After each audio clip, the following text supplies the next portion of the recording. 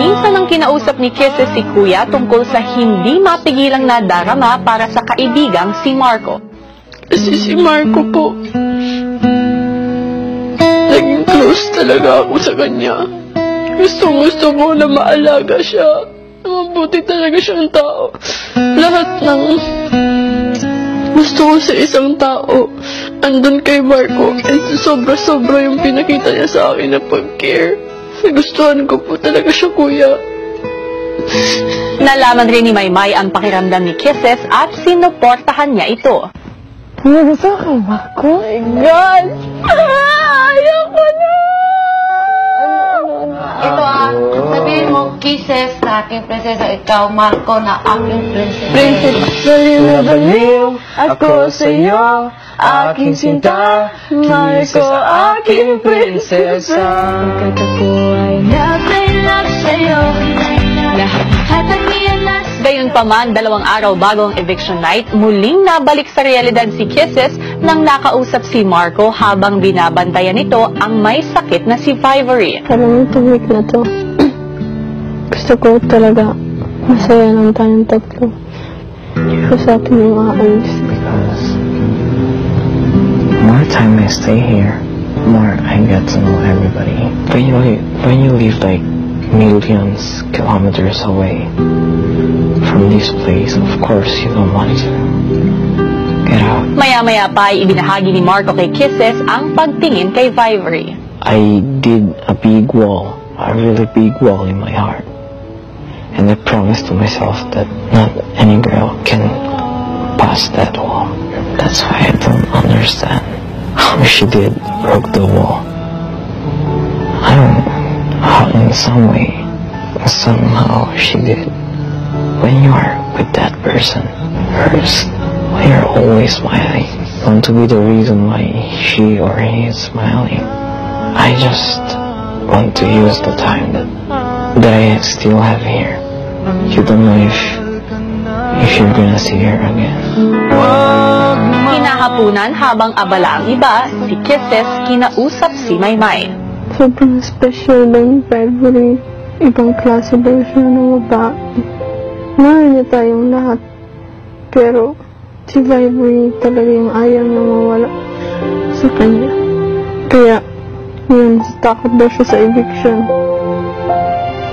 Tapos kaya ikaw pa yung kausap niya, ganun ba? Sige ako sa'yo. Alam mo, ano ka? Uy! Sige na lang. Lahat naman tayo, may iba't ibang ano talaga. May unique man tayo, uniqueness tayo. Ang ganda mo na, beauty queen ka pa. Dami na nagmamahal sa'yo. Tas, ba't ka ba na-insecure? Uy! Nahihirapan lang ako. Minsan naisip ko pa rin, Kuya, na sana ako na lang. Sana ako na lang. Ayaw ko yun, Kuya, isipin kasi friend ko si Vivory. And gusto ko masaya silang dalawa. Pero nasasaktan pa rin po ako. Hindi dapat ako nasasaktan kasi wala namang meron sa aming dalawa. Pinayuhan ni Maymay ang nasasaktan na kaibigan. Kung natanggapin mo, parang nangyayari sa paligan mo. Kung hindi ka niya talaga mahal. Kasi, pagmamahal talaga yung tunay na pagmamahal makakaintay na naman. Nandiyan na yun eh. Kung para sa'yo talaga yan, maging ayun. May tamang panahon din.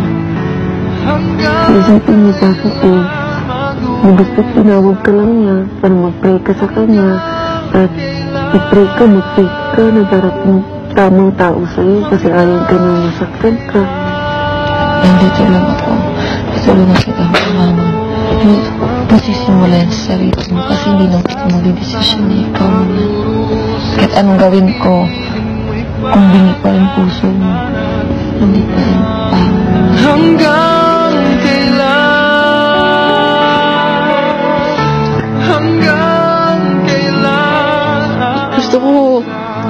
na lang na hindi lahat ng tao magugustuhan ka. And gusto ko na lang, kuya, natatanggapin na may iba siyang gusto. Yun yung gusto ko, kuya. Ayaw ko manghimasok sa kahit ano. At nang mag-good night na si Marco sa lahat, Wala ko kakalimutan. Ano yung relationship goals? Friendship goals. Pinapigilan ng Good night. nararamdaman. Ba't may ganito ko? Ba't may ganito ko, Marco? Marco, Paano ko marukuwin? Yeah! Ang fun! Yeah! Sorry, I already have one. Yeah!